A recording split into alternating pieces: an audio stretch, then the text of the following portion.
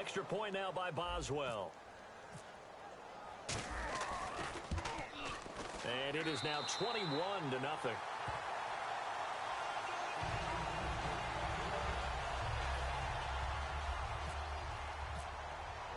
After the successful field goal try, here's Boswell to send it away. This will be fielded on the back line of the end zone. And from back there, a wise move. He'll just sit on this one, and it'll come out to the 25.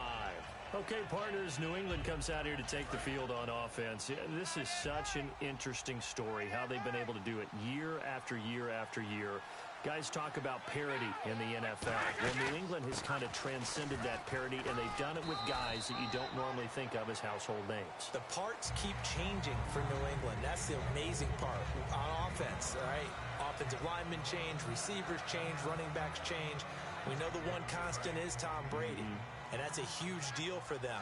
But to be able to do it in what you call the parity times, and you're exactly right, everyone's supposed to be pretty equal.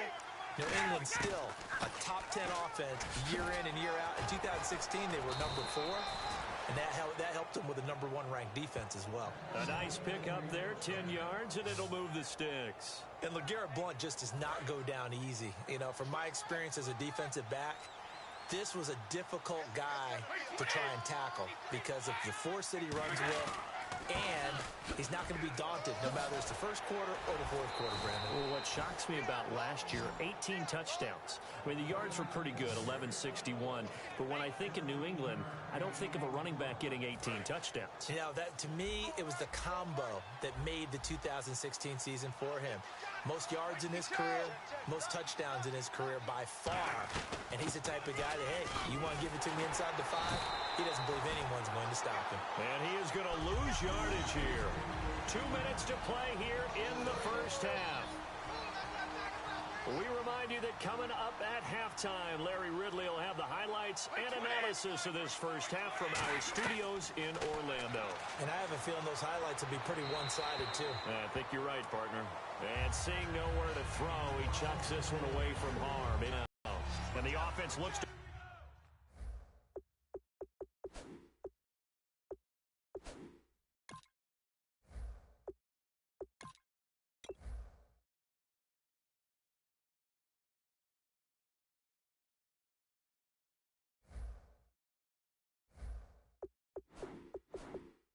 Pick up the first here on third after that incompletion.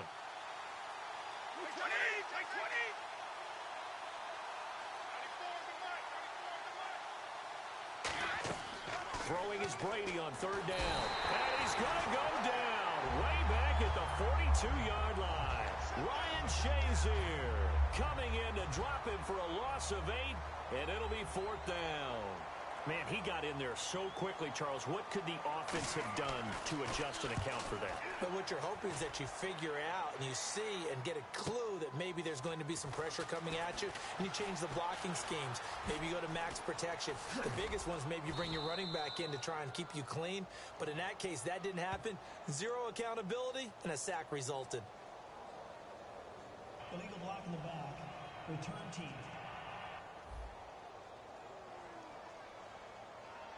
Automatic first down. And tough starting field position here.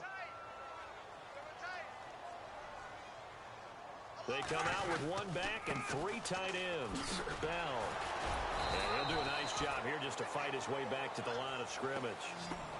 Call it no gain on the play, and it'll be second down. Well, at least he was able to break that initial contact, or it could have been a loss. Yeah, give credit to the defensive player, though. What did he do? Made him slow down, slow up his feet, and allowed the rest of the guys to get there to finish him off. Man open left side is Brown. And they're going to get this one up past the 25. And a nice gain of 21 yards. Brown finishing 2016 with over 1,200 yards, 106 receptions. Now for him, people were expecting maybe some bigger numbers. Charles, what did you make of Antonio Brown's season? Well, what I made of it is that he started to get more help along the way. Jesse James developed at tight end. Once Le'Veon Bell got into the lineup, he started to catch passes out of the backfield and ate up a few numbers as well. So Big Ben had more targets to throw it to. That should help Antonio Brown going forward in 2017 because he'll still be the primary guy. But when you get help, boy, you can make bigger plays downfield. Okay, so Larry apparently giving us the silent treatment all of a sudden, and we're going to skip ahead to quarter number 3. This fielded at the 2. And a pretty good return here. He'll be stopped just shy of the 25 at the 24-yard line. The Steeler offense now with a football first here to begin the third quarter. They built a good first-half lead. Now they have a chance to add on to it. And what I'm thinking is that the offensive staff spent the entire halftime just working with them on, here's what we think they're going to do to attack us in the second half. Nice first half that we've had, guys, but be prepared for some change-ups. We're going to see them when we kick it off in the second half. See how they handle any adjustments that might be made defensively. On first down, it's Roethlisberger. A screen to Bell. And getting this just shy of midfield, they'll spot it at the 49. 12 yards on the pickup, and the Steelers are going to have a first down. When you run a screen pass really well, you got to like the look of it because so many parts come together to make it work well. The offensive linemen where they're faking people out, the back slipping out there, catching the football, then all of them going together as one unit downfield. A really nice pickup. He was trying to find Ladarius Green there as tight end, and that'll bring up second down. CD, wanted to get your thoughts just on the landscape of the offseason for each of these teams. Super Bowl in the rearview mirror, but so much going on. People look at the draft a lot, but there's a lot more that goes into the offseason for these front offices, is there not? It certainly is, and then even before we get to the draft, you start with the combine. You know, that's held in Indianapolis every year, and you have about 350 of the top prospects coming together to get their physicals and interviews and on-field performance, and all that will get evaluated along with their game tape. And then you've got the early March, where now the free agents can start moving around to different teams. So your team's starting to take a little bit of shape there, free agency, because then the draft's coming up. You're trying to put your team together with new draft picks, have everyone start to move in one direction. And then you have the OTAs and minicamps. We get to see them on the field for the first time. And we start to get a better idea of how these teams are going to look when the fall begins. From the red zone now, here's Roethlisberger on first down. And he's in. Touchdown, Steelers. Antonio Brown, his second touchdown of the afternoon. And the Steelers are going to add on to their lead. In order to lead in a game, you're going to get plenty of contributors, but that's his second touchdown catch of this game. He's one of the key guys in this one. And you better believe he'll be looking for the hat trick here as this one continues to go. Boswell for the extra point. It's good, and they stretch their lead to 28-0 now. So the drive there took 6 plays, and it ends with a Pittsburgh touchdown. Boswell now to kick it away after the touchdown. Danny Amendola on the return.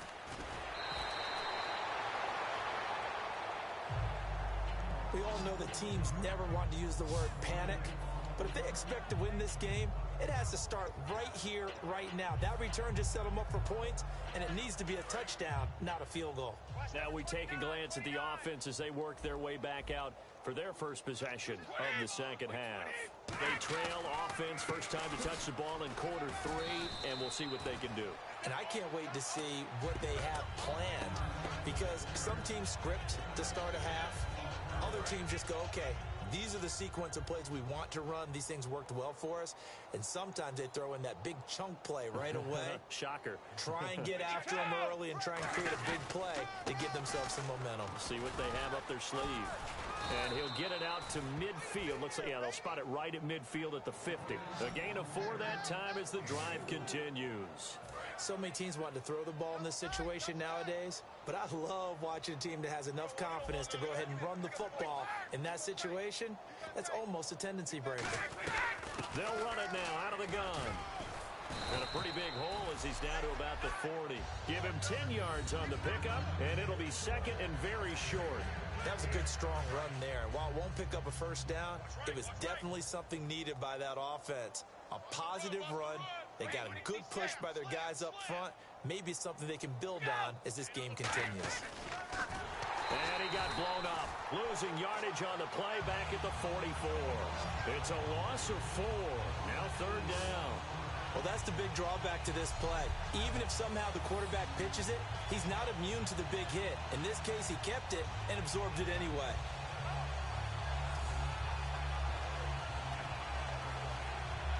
Third and 4.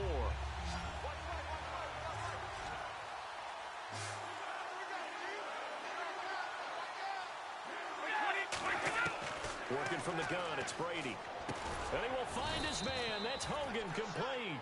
5 yards is the pickup there as that extends this drive.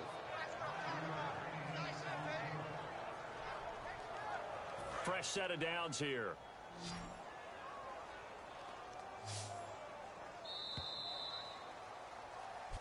Back now in Pittsburgh. A lot of happy faces in the crowd at this point as their guys have a big lead here to start quarter number 4. They slot Gronkowski outright.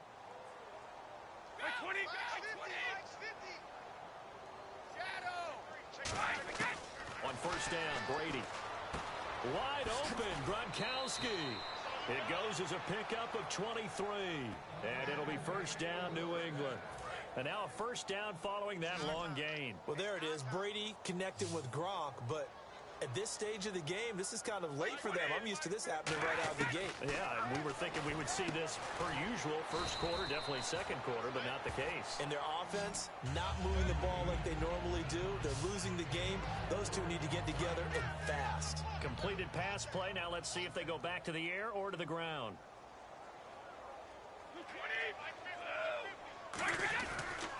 Brady gives now to Blunt. And able to push his way forward here for a good little gain. 4 yards on the pickup, and that'll bring up a 3rd and 1. We always like to talk about defense in terms of levels. First level defensive line, second level linebackers, third level defensive backs. On that run, that was what we call a first level run, and it was stopped by a second level player. And they're going to get to him, a sack.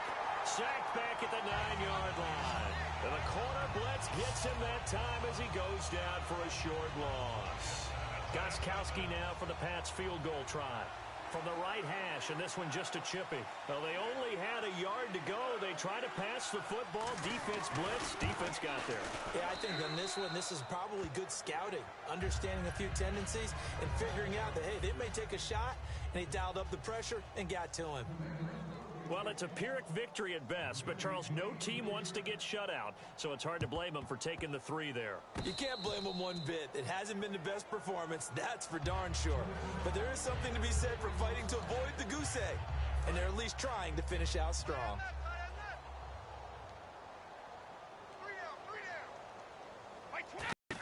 Throwing on first down is Brady. And right side caught, Hogan. Room here to run. And all the way in. Touchdown, New England. Chris Hogan, 52 yards. And the Patriots get a score closer. Good pass, clean catch, and a house call there on the fly route. And not that much room to operate. So that tells you about his acceleration. We always talk about being able to go from 0 to 60 real fast. It took him less time than that to get to top speed and complete that play. So still lots of work left to do, but here comes the onside kick. A scramble for it. I think the Patriots may have got it. They did. So the onside kick is recovered. And, you know, I always thought, Charles, as someone who didn't play these positions, that going over the middle as a receiver or trying to recover an onside kick, those are two very tough things to do. It takes a lot of fortitude to put yourself in that position, but you have to do it in order to help your team win. Unable to recover it, it costs him. The kicking team gets the football here. Quickly to Gronkowski. That's caught. 7 yards, the pickup on the pitch and catch. And there's another completion to the tight end. And let's face it, it is hard to overthrow a 6'6" target. It is indeed. Quarterbacks like their speed guys. They like that huge 6'6" target that they've got in him. They really do. And it reminds me of what one great tight end told me once. He told his quarterback, just make sure you throw it up there. You know, kind of like put up on the top shelf where the kids can't get it. And he's the epitome of what we call the move tight end. A guy that you can line up anywhere. In the slot, out wide, in tight. Doesn't really matter because he has such great skills. You want to utilize him in all aspects of your passing offense. And there he was in the slot for the catch. Over the middle, it's Amendola. It's a gain of 21 that time. And that's good for a New England first down. In recent years, the slot receivers really gained stature in the NFL because they can do so many things. Yes, they can line up wide like your normal wide receiver, but to have that kind of courage and toughness to run routes in the middle of the field and become dependable targets for their quarterbacks and move the sticks, those guys are worth their weight in gold.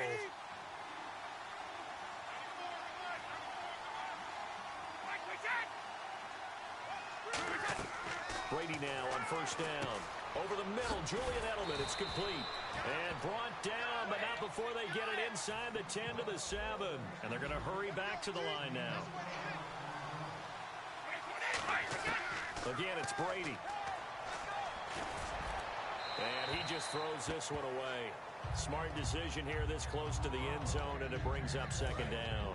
Not too many things get to a quarterback of this magnitude, but I think it's safe to say that pressure can get to any quarterback. Now, he's obviously a great franchise quarterback, but felt the pressure, threw it incomplete. Throwing now is Brady. And he'll take it into the end zone for a Patriot touchdown. Rob Gronkowski from 6 yards away. And the Patriots make some inroads here on that deficit. And that touchdown puts us in a position to have a discussion, doesn't it? Now it'll be a two-score game after the conversion. Yeah, I mean, there's no doubt with a two-score game they're going to have to onside kick it. We'll just see if they've got a miracle up their sleeve. And you wonder what onside kicks they're going to use and in what sequence if they hope to have a chance to win this game.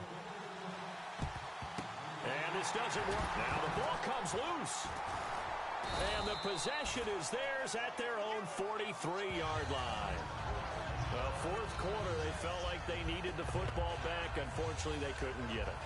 And I know we brought analytics into the game, and someone has said here that the data says that when a team's expecting an onside kick, 80% of the time, the team expecting it, they do actually recover the ball, which is what we saw here.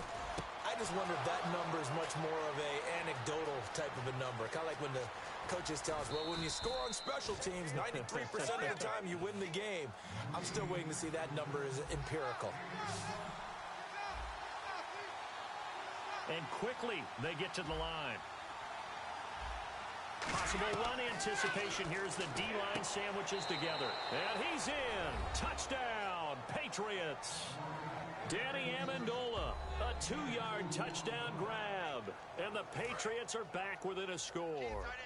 So now a big spot for the Pats as they'll go for 2. And they put it in the end zone, which was job 1. Now they have to convert. And then it's decision time, isn't it? Yeah, so this is what all teams go through. You look at the clock, you're inside 2 minutes, look at your timeouts, make that onside kick decision. Yeah, how do you feel about your defense, where you are in terms of the scoreboard, and the time left on the clock, as you noted? So many things to go through. And this doesn't work. The Steelers recover it. A tough one there. They certainly wanted that when they needed it, but they didn't absolutely have to get it. They still do have 3 timeouts. You're exactly right. They had to attempt it. But even though they didn't get it, as you noted, with 3 timeouts, if they can get these stops on defense, all hope is not lost. Roethlisberger will throw. And that is incomplete. Antonio Brown, the intended receiver. And now it's second down. Second down following the incompletion. Oh, Roethlisberger going to throw. And Matt Spaeth has it. 20. And down he goes, taking it inside the 10 to the 7. The defense, they got a little bit of a breather. Now they're back and set as we resume play. They come out with 1 back and 3 tight ends. Now it's Roethlisberger. He was looking for Matt Spaeth, the tight end, and that'll bring up second down. So the incomplete pass brings up second down. Not only did they drop what looked like an interception in the end zone, they blew a golden opportunity to shift the momentum. His pass caught at the 4. Now whistles blow, and the Patriots are going to take another timeout. That'll be their second, so 1 more chance to stop the clock here, and we'll be back.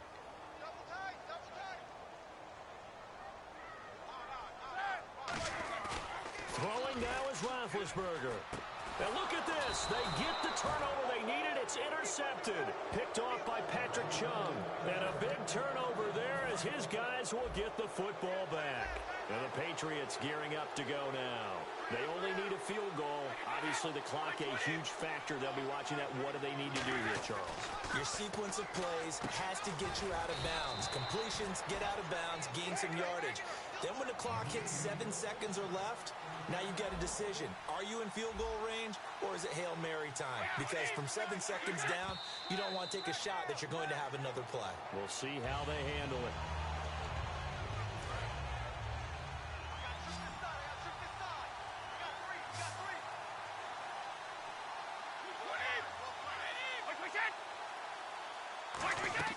They'll look to throw.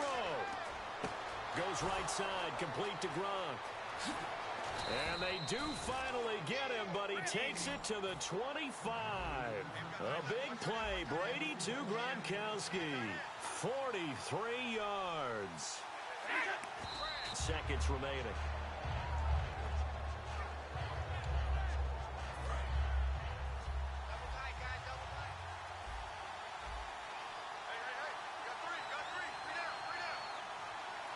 They come out here in the eye. They'll run it here with Blunt. Whoosh. And they've got it inside the 10 at the 8. Now hold everything here. We're going to get a timeout by the offense. That'll be their third and final stoppage here as we step aside. And the 10-year vet knocks it through the goalpost. And they will tie this game here in the final seconds. So a money kick there in the final seconds, and now, barring any hijinks on the kickoff here, partner, I think you and we're going to settle in for a little overtime. And I wouldn't have it any other way. This has been a dogfight all through regulation. No reason to think it won't continue in the extra period. It's a little teaching moment here. Overtime rules. Remind us how this goes, partner. Okay, so in the past, we had sudden death. First team to score wins, but no longer. Now, if the team receives the ball, scores a touchdown, they win the game.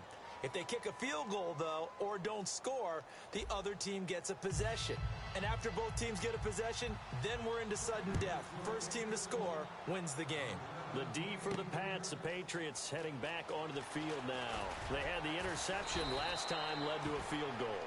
And kept points off the board against them as well. What a great way to end a drive. Take it away and set your offense up to put points on the board themselves. The only thing would have been better, a touchdown. Now they'll be looking to get the stop and lead to that here on the next drive. And Pittsburgh getting set to take the field. They control their own destiny here. They have the football in overtime. Obviously, a touchdown would win it.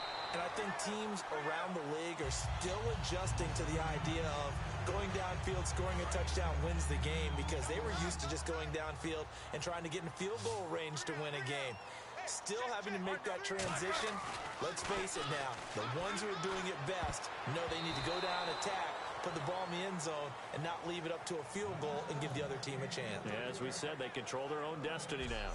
It's always tough for the guys throwing the football when they think they've got a completion and the ball's almost there, and then someone sneaks a hand or two in and bats it away.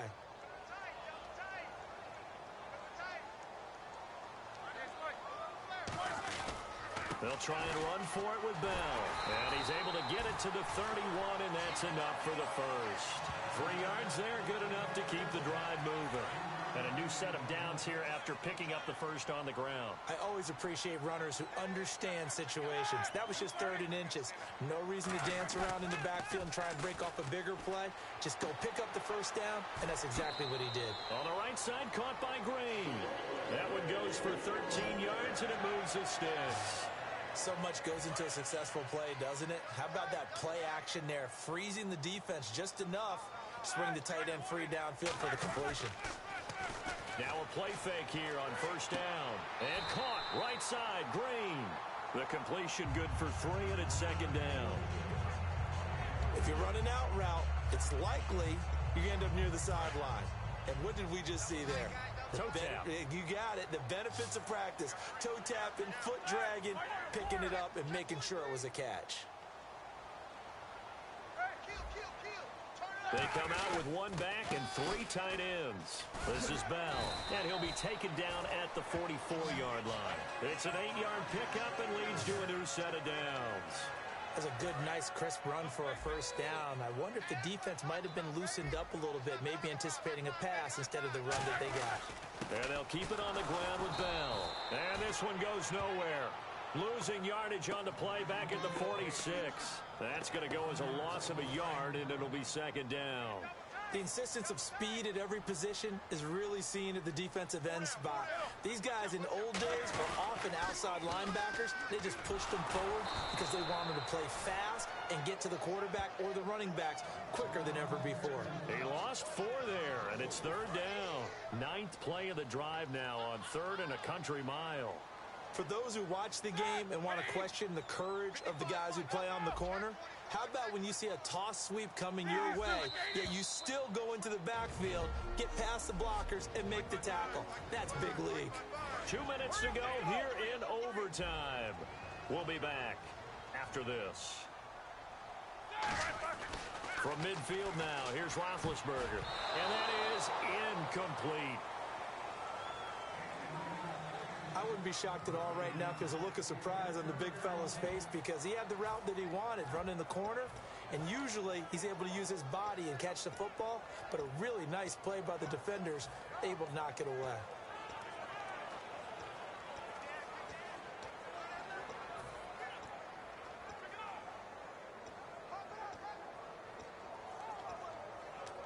So a big move here, playing to win in overtime. They're going to go for it on 4th down. They'll try and throw for it with Roethlisberger. Man open left side is Brown. The Steelers try it, but they come up empty on 4th down. And the Patriots defense is going to take over on down. The Patriot offense now set to come back out onto the field. Their defense did its job, got the stop. All they need is 3, and this is over. Couldn't have done much else other than score themselves and end it. But they turned it back over to them, and now all they need is a field goal to win the game. Excellent job by the defense. Can the offense finish things off? Now part 1 is done, now part 2. Second down here after the incomplete pass.